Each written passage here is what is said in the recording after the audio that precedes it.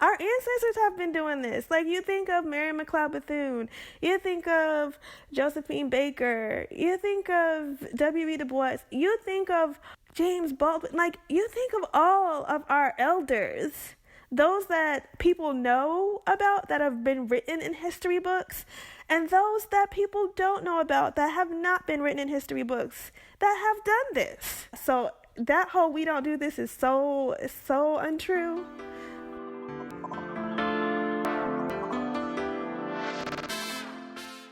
Hey everyone, welcome back to Flourish in the Foreign, the podcast that elevates and affirms the voices and stories of Black women living and thriving and doing the damn thing abroad. Yeah, that's this here podcast.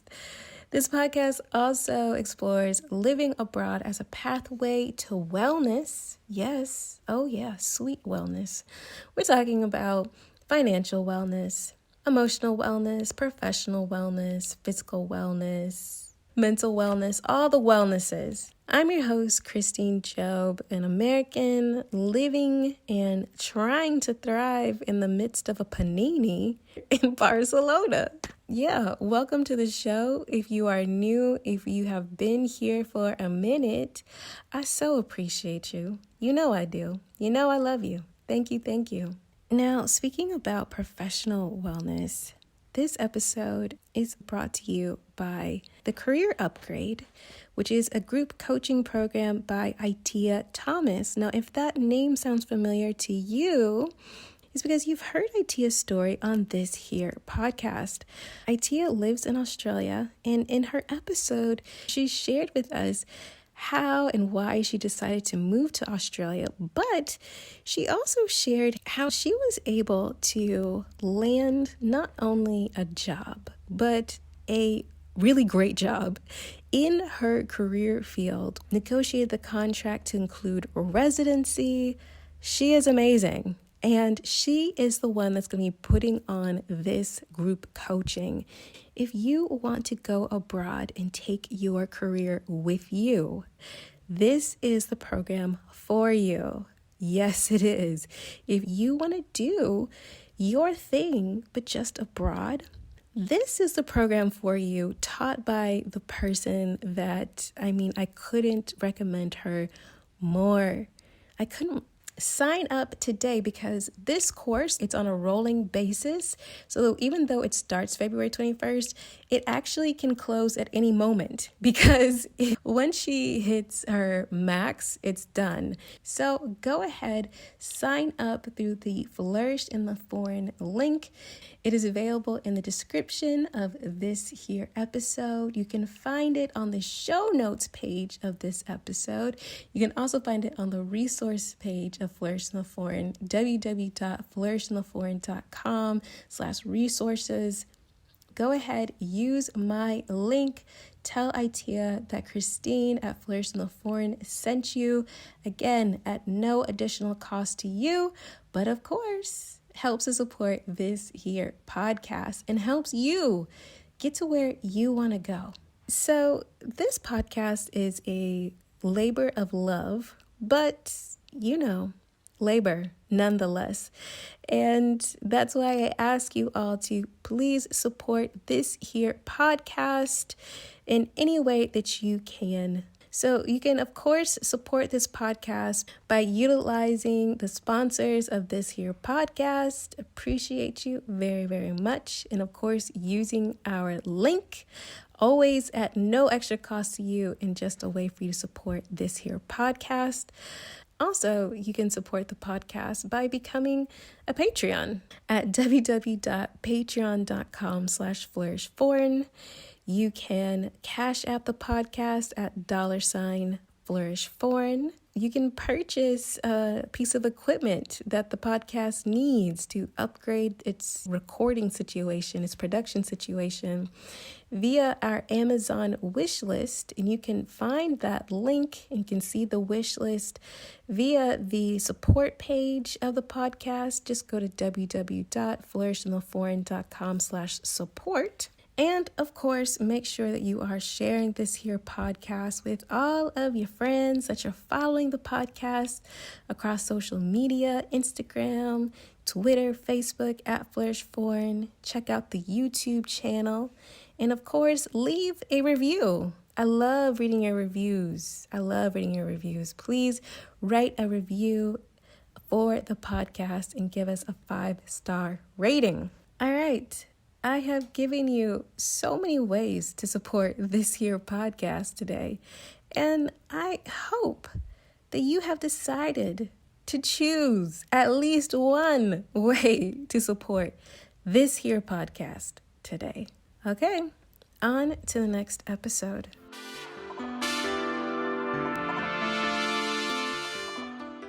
So today's guest is Kory, and I'm really excited for you to hear her story because it's a little bit different than some of the other stories that I've showcased here.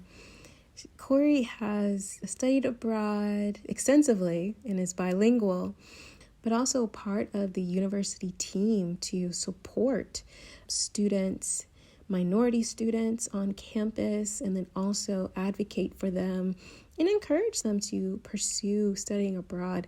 But I'll let her tell you all about it. My name is Kory Saunders. I am 36 years old, and I'm currently located in Raleigh, North Carolina. My hometown is Orange, New Jersey, and I use she, her pronouns. So growing up, from a toddler on, I heard multiple languages. My neighbors on my street were from different countries. We would see the U.S. flag, the Italian flag, the Irish flag, and we got to know our neighbors really well. So from there, I was introduced to other cultures, other languages, and then growing up in New Jersey, 25 minutes out of New York City, and my parents being from New York City, I heard English and Spanish all the time. Whenever I would visit my grandparents, my cousins, my aunts, my godmother, I would hear both languages. And so I always wanted to understand Spanish. I loved hearing all of the music. I loved the vibrancy of the people that were around me, whether they were African American, whether they were Latinx or Hispanic, whether they were from the Caribbean. And so I've always been drawn to learn and to understand different cultures. But Spanish was that other language that was so beautiful that I really, really wanted to learn and understand. My family is African American Black, and they did not speak Spanish.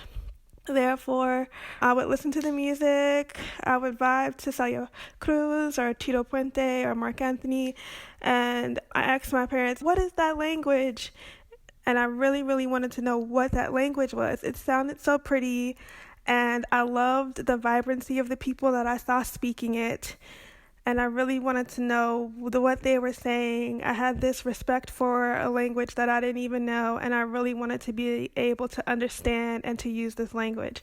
So I was always exposed to other cultures. And then going to school, many of my friends, their families were from other Caribbean islands or from South America or from other places around the world.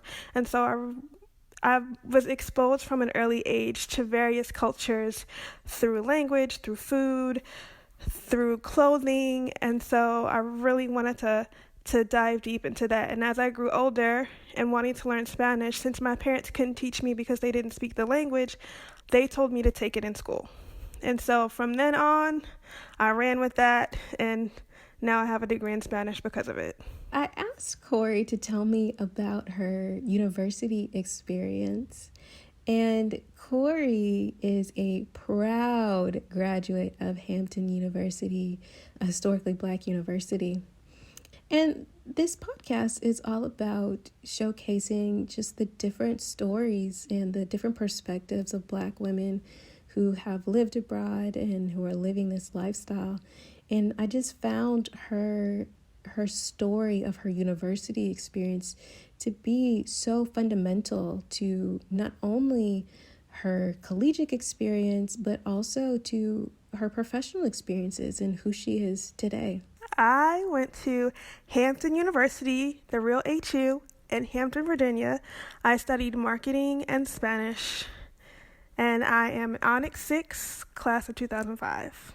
My HBC experience was amazing. I developed relationships with friends that I have for a lifetime.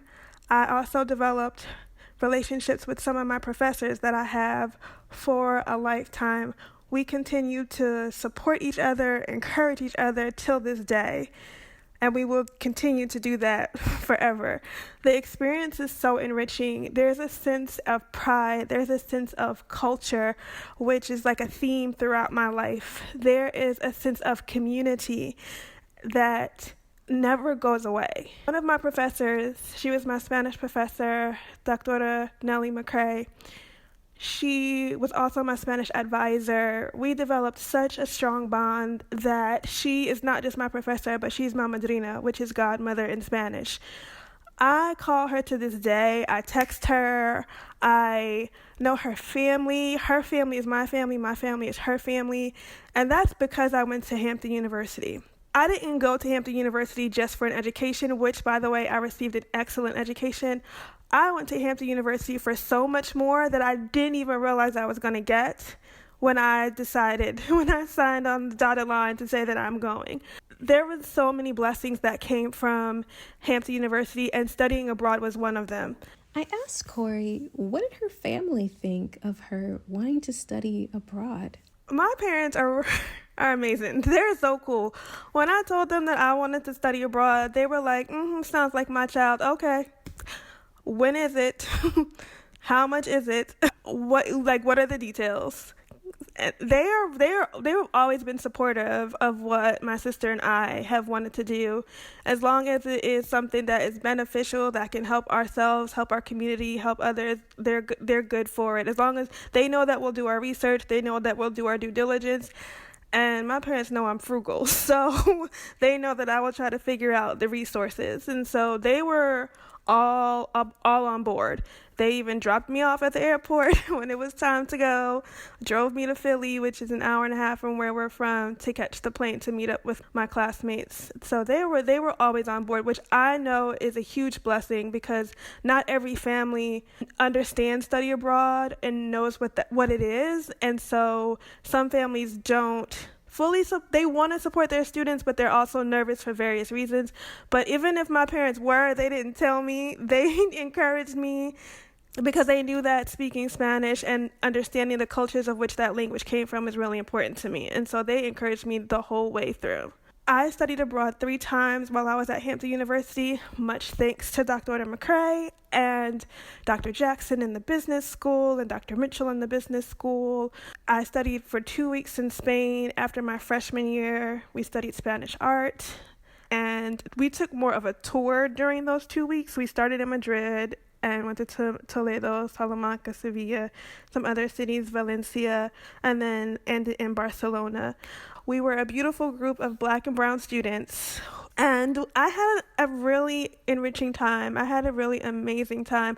But there were some times where that learning took place that wasn't about the Spanish art that we were studying.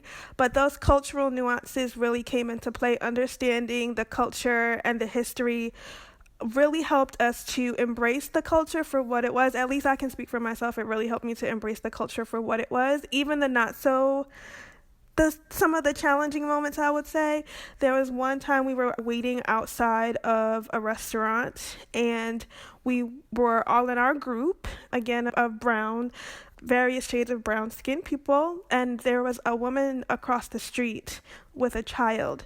And it looked like she was dragging the child away from us, looking and staring at us, but dragging the child away.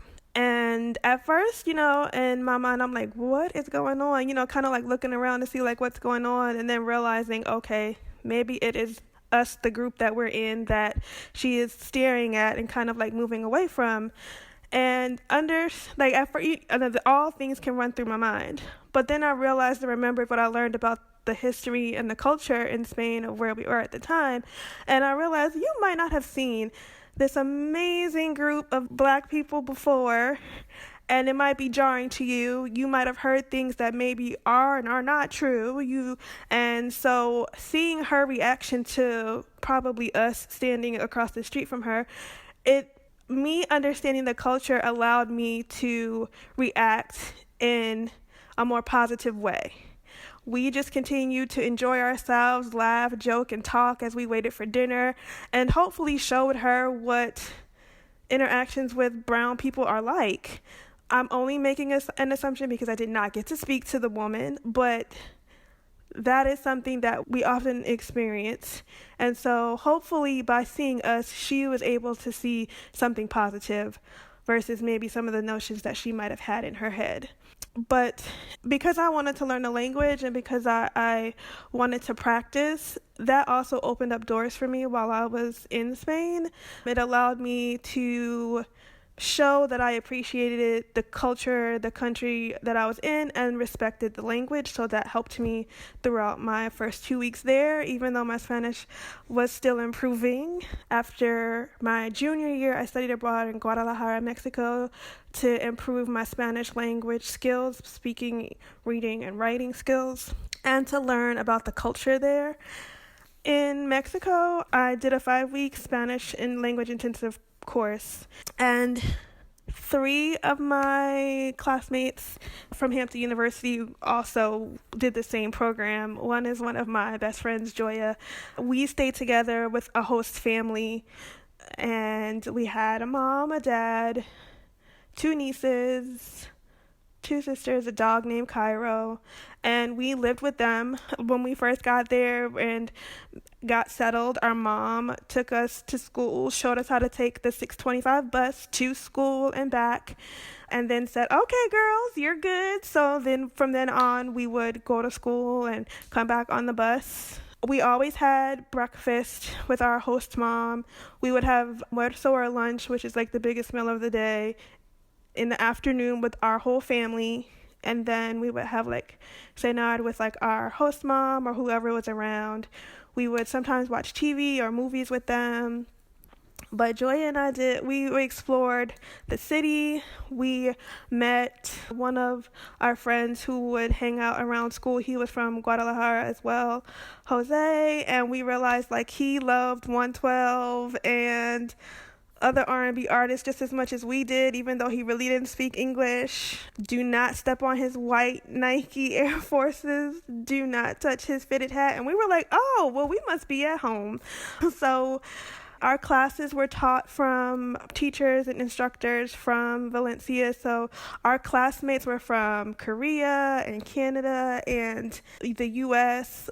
So we really had to use Spanish as our unifying language, because we all didn't speak the same native tongue. And so that was really, really, really helpful. And our instructors didn't speak our native tongues either. So it was really, really helpful to be immersed in the language. Our host families, we spoke Spanish with them. We did a lot of activities, dance classes and cooking classes to really delve deep into the culture.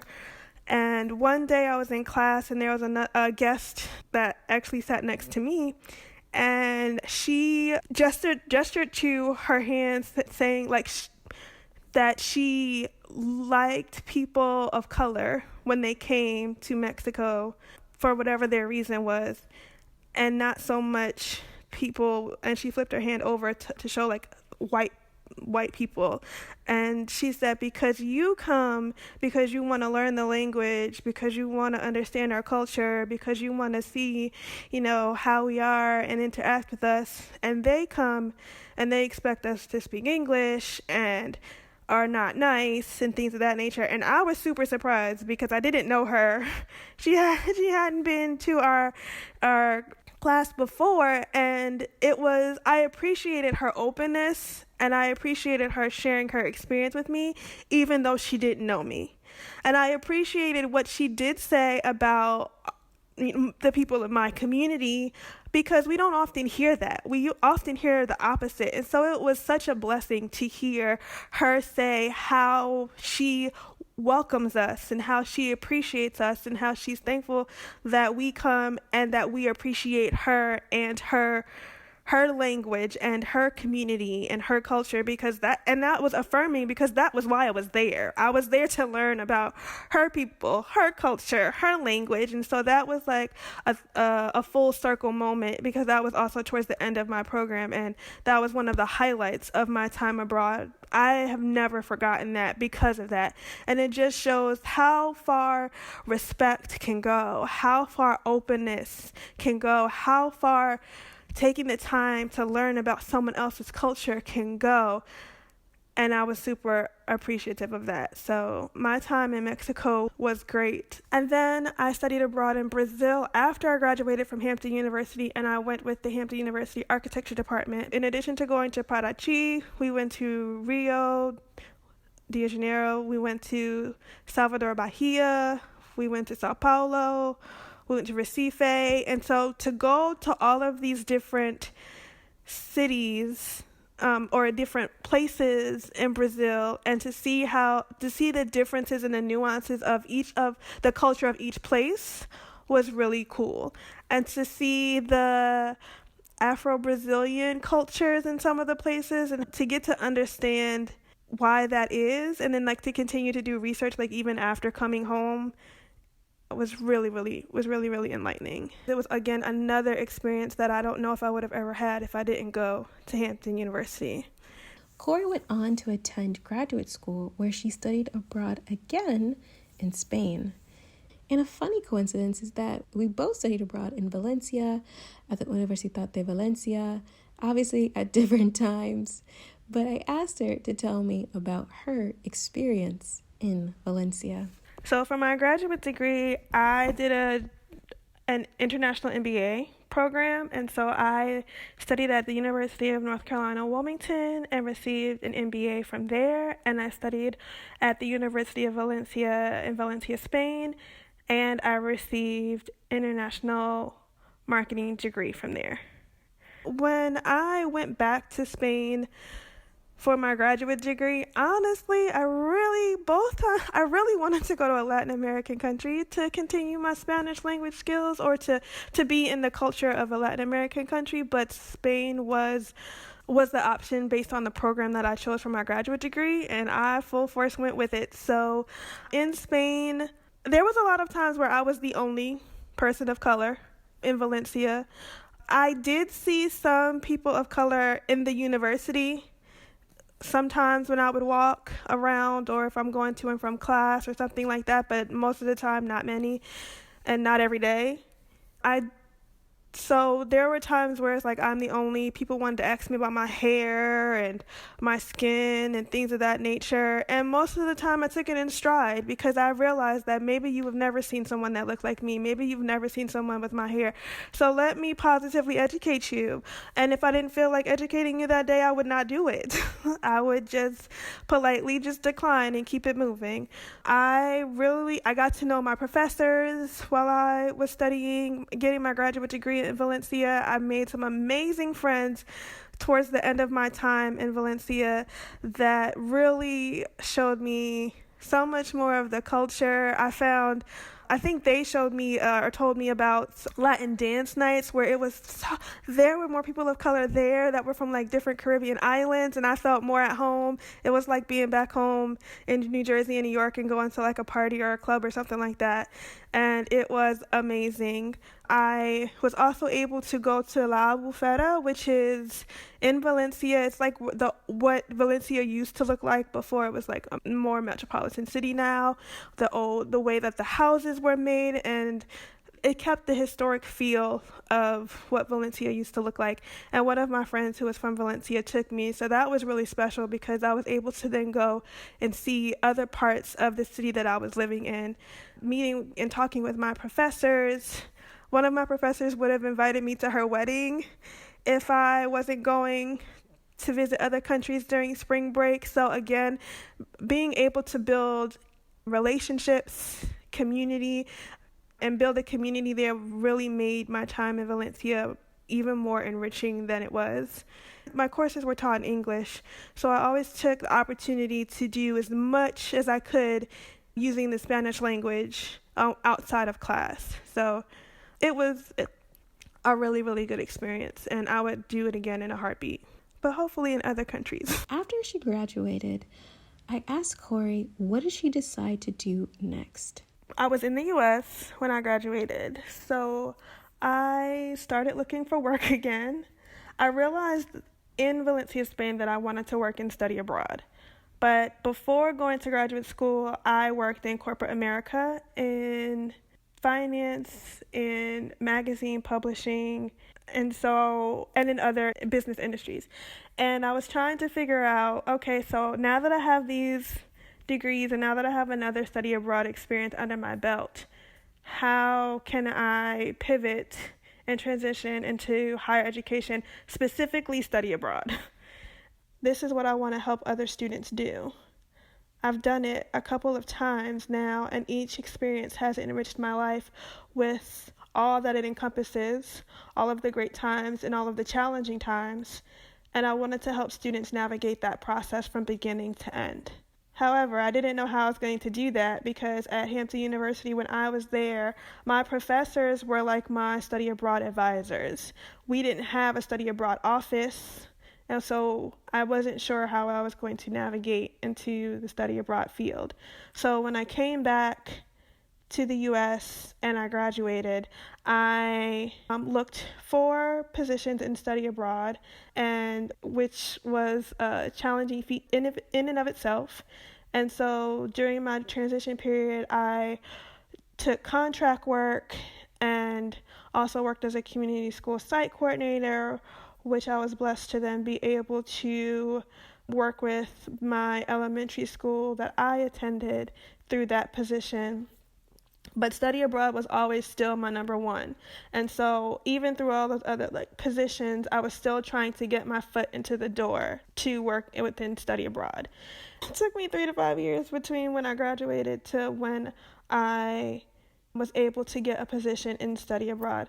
I also sent myself to the NAFSA International Education Annual Conference so that I could make connections, build relationships, and learn more of how I could get my foot into the door. Got my resume checked twice.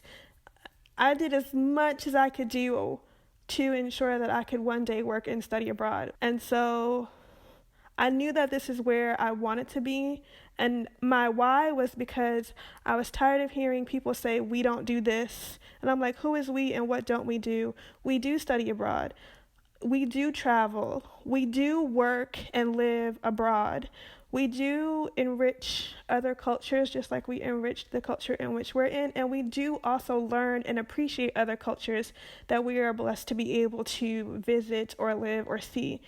I mean, our ancestors have been doing this. Like, you think of Mary McLeod Bethune, you think of Josephine Baker, you think of W.E. Du Bois, you think of James Baldwin. Like, you think of all of our elders, those that people know about that have been written in history books, and those that people don't know about that have not been written in history books that have done this. So that whole we don't do this is so untrue. I wanted that to be a strong reality for those in marginalized communities. I wanted to be a part of that. And so in 2015, I got my first position in study abroad as the study abroad coordinator at Columbus State University in Columbus, Georgia. And from there forward, I knew I made the right decision, and I still feel that way to this day.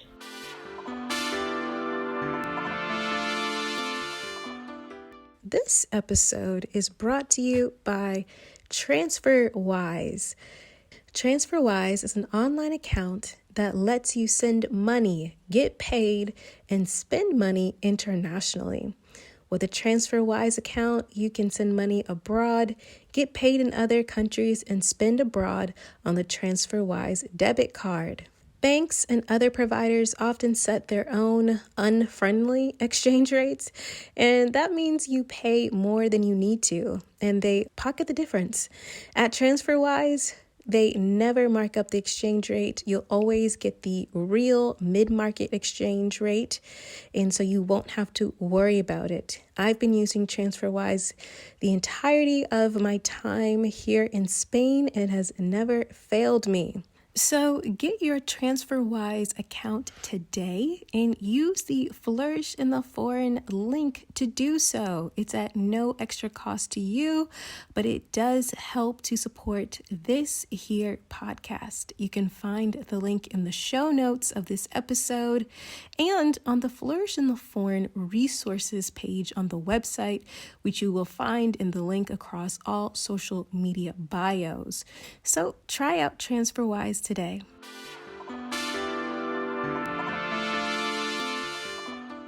So my title is Assistant Director for Strategic Marketing, Diversity and Inclusion. I lead all the strategic marketing efforts for the Study Abroad office. I lead all of the diversity, equity, and inclusion efforts of our office. I have a portfolio of short-term programs that many of our faculty lead for one of the colleges at the university.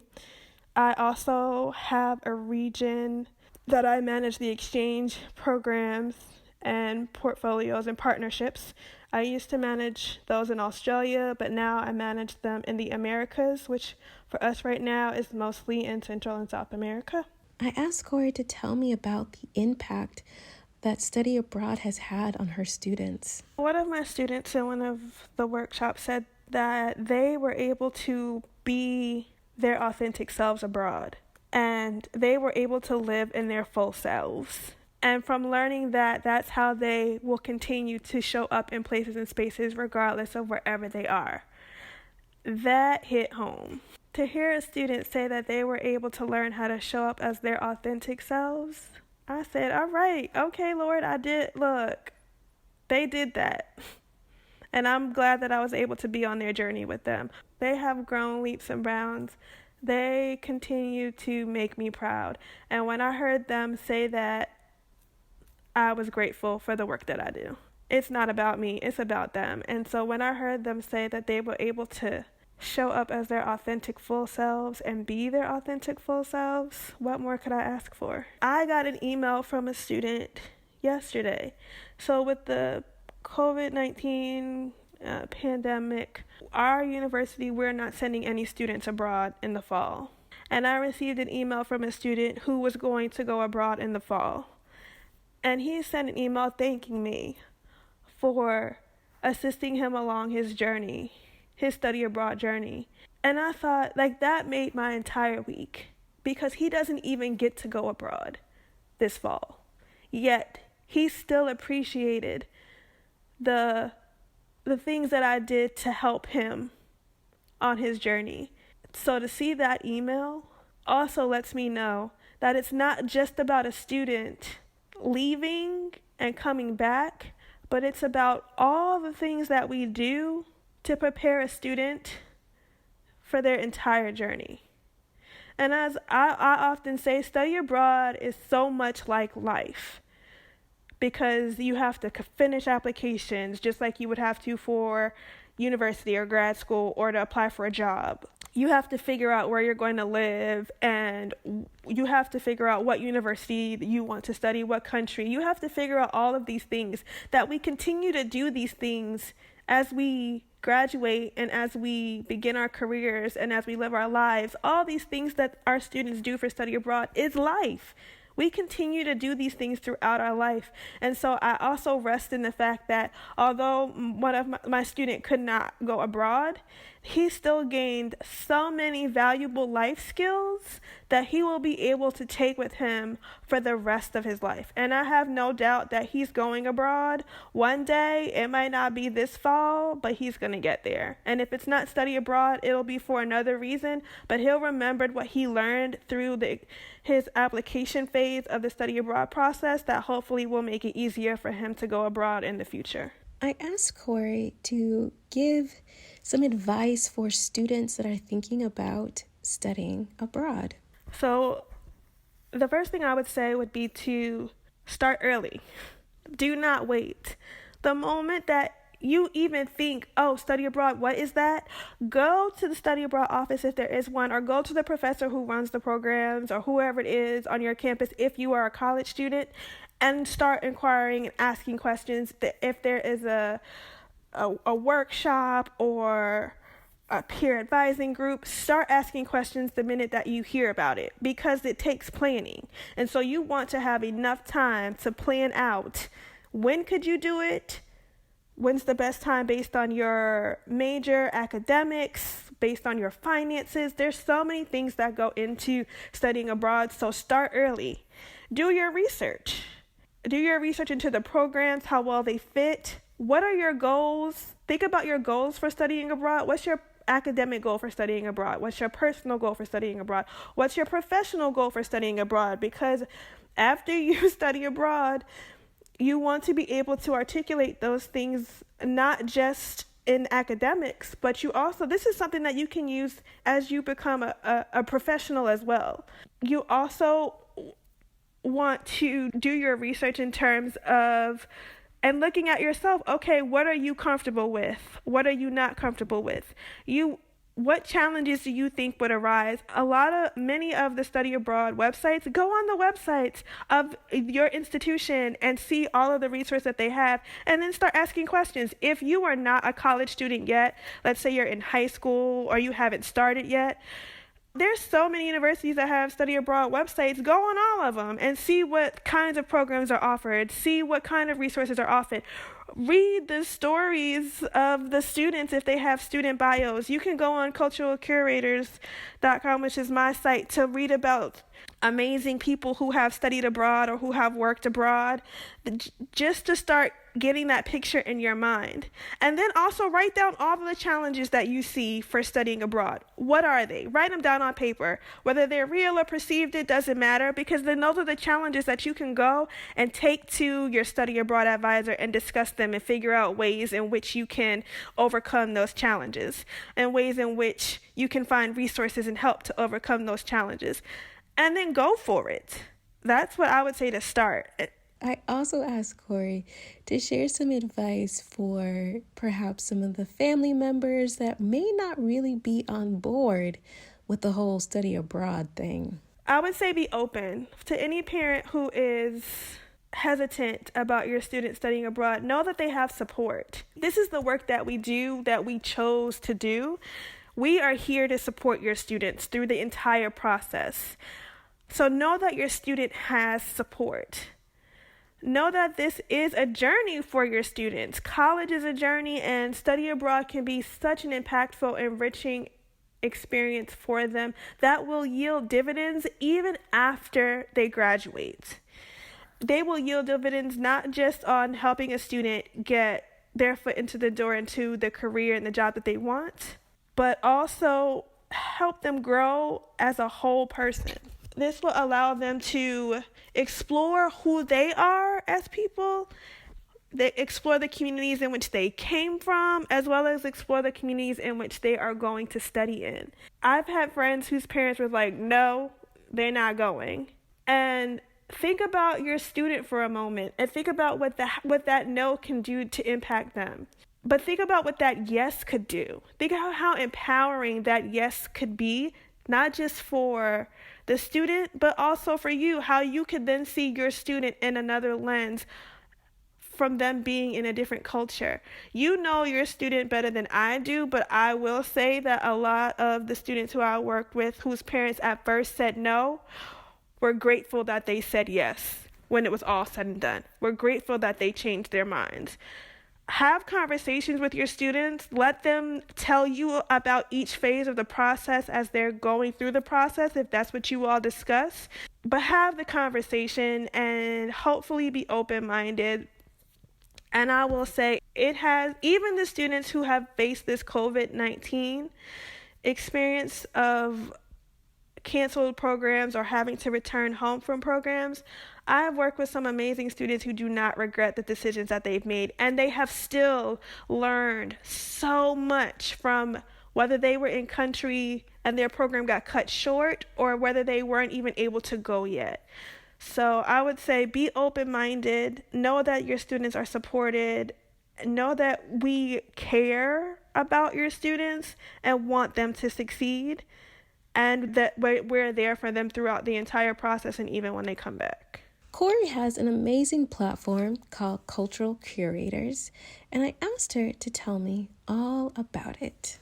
So, Cultural Curators is a website that I started to amplify, highlight, and to give shine to people of color and people of diverse backgrounds who have studied, interned, or worked abroad, or who work in the international education field. Like I said before, when I was trying to get into study abroad, I didn't know any person of color that worked in a study abroad office. I knew my professors at HU, but I didn't know anybody who worked at a study abroad office, so I didn't have a resource that I could readily go to. And as I was looking and researching online, I didn't see that. And so I was like, how is this the case? Plus, I'm like, I want to highlight and feature and put some shine on some amazing people who do this work. Like, we should know who they are. We should know their names. We should know the work that they do because they're that dope. They deserve it. And so I wanted to create a space where I could highlight and amplify these amazing colleagues that I get to work with and these amazing students who have graduated and gone on to do so many things in this world. I wanted to create a space for that. And so that's where Cultural Curators came from. I never wanted somebody to be in my situation and not know where they could go to find people of color or people of diverse backgrounds that do this work. My colleagues continue to amaze me. My colleagues have hearts of gold. Every time I get to be around them, you learn something new. The energy is infectious. It's community, it's culture, it's love. And I want people to see that. I want people to see them. And so that's why I developed Cultural Curators. I don't want to hear any more of this phrase, we don't do this.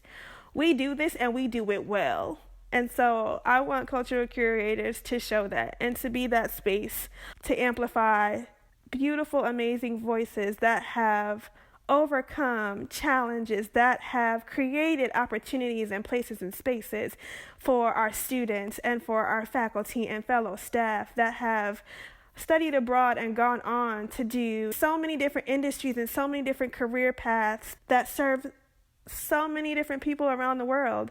I just want them to be seen, heard, valued, and I want them to feel loved. Feel free to email me at culturalcurators@gmail.com, and I'd be happy to share resources for study abroad scholarships. Check on my website or my Instagram for more resources in terms of study abroad scholarships. Or feel free to donate to the Cultural Curators Scholarship.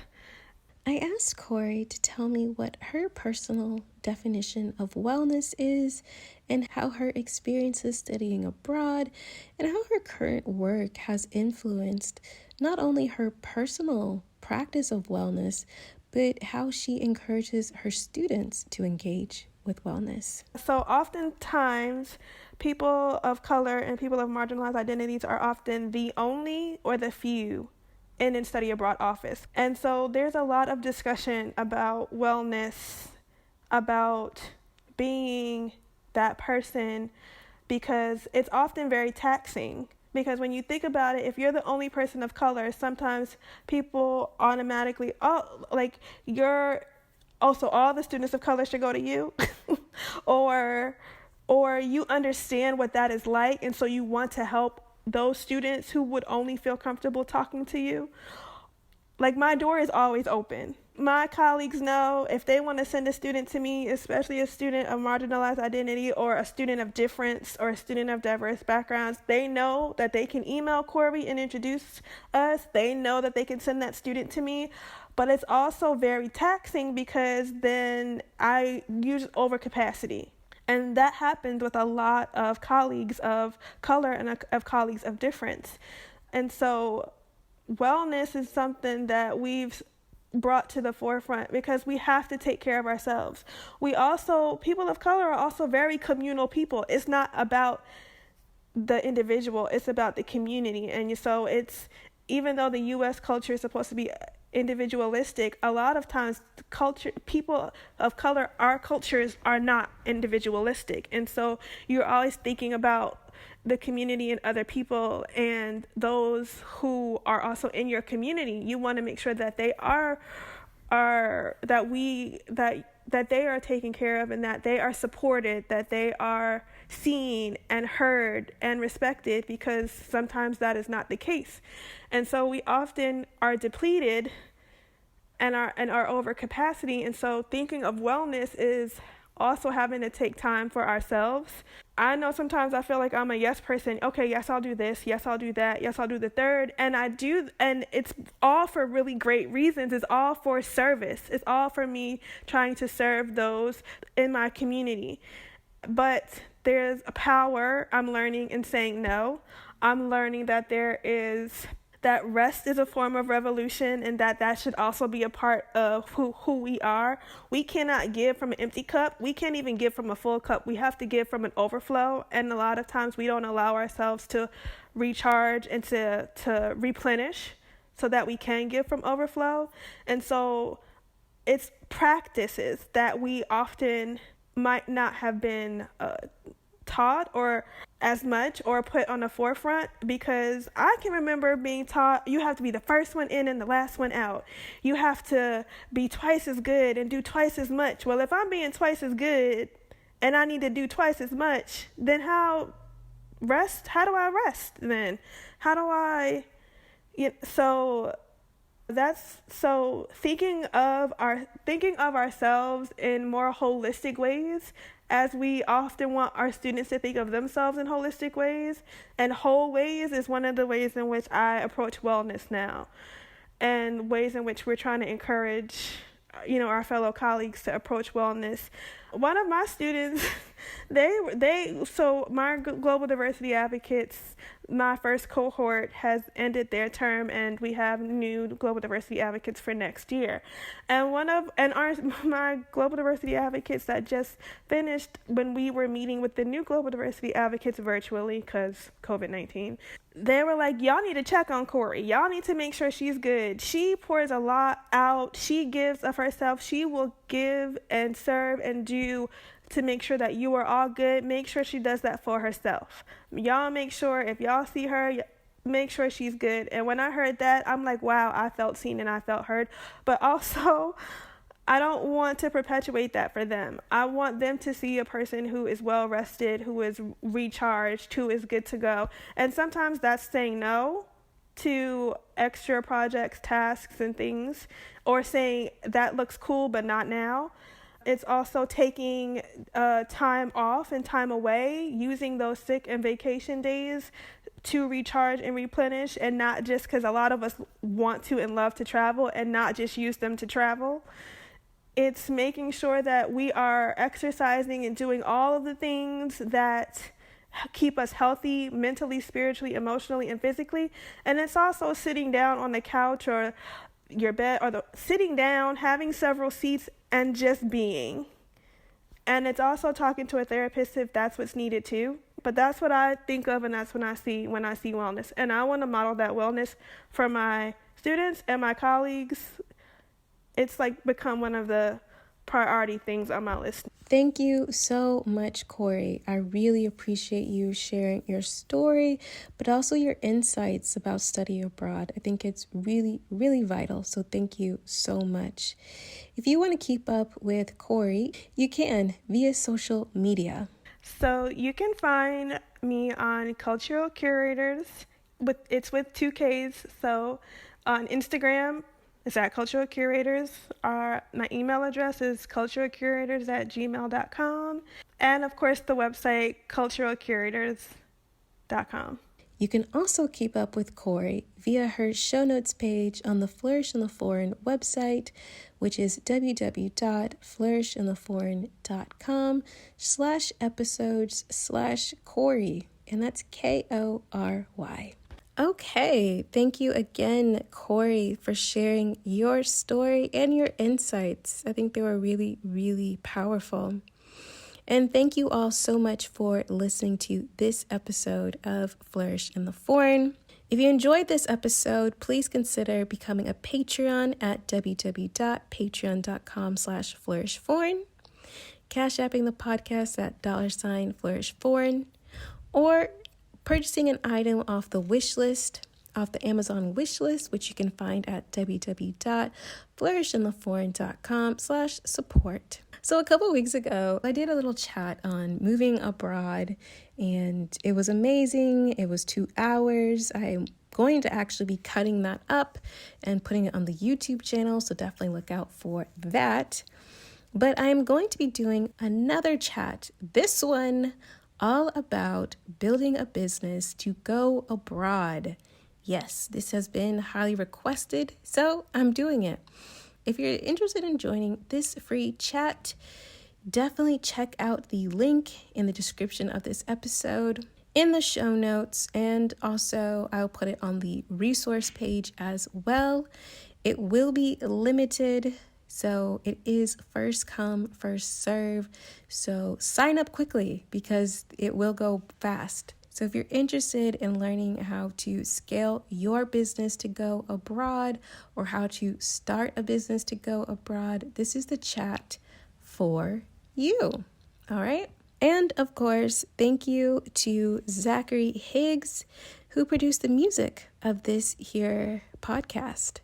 He is so great and so wonderful. If you are looking for someone who is just incredibly talented to produce music for your podcast, definitely check him out. All of his information is always and forever in the description of this episode and also on the show notes page. I did want to mention something that has come to my attention, that some of you listening don't realize that each episode of this here podcast has a show notes page. And you might say, what's a show notes page? Is it what I see when I pull up my phone? No, that's the description. A show notes page is entire website page. Yeah, of all the information on every single guest. So I have pictures of all of these guests, more than I've even shared on Instagram or Facebook. So if you want to learn about these women, if you want to get in contact with them, go to the show notes page of the episode that you're interested in. The show notes page is www.flourishintheforeign.com/episodes. So there on the episodes, you can not only listen to the podcast, but you can see the pictures of every one of these beautiful women and learn more about them, read their bios, get more information about them. So check that out today. Yes? Yes. All right, that is it for this week. Please take care of yourself, mind, body, and spirit. So important. And as always, go abroad and cultivate a life well lived. See you next time.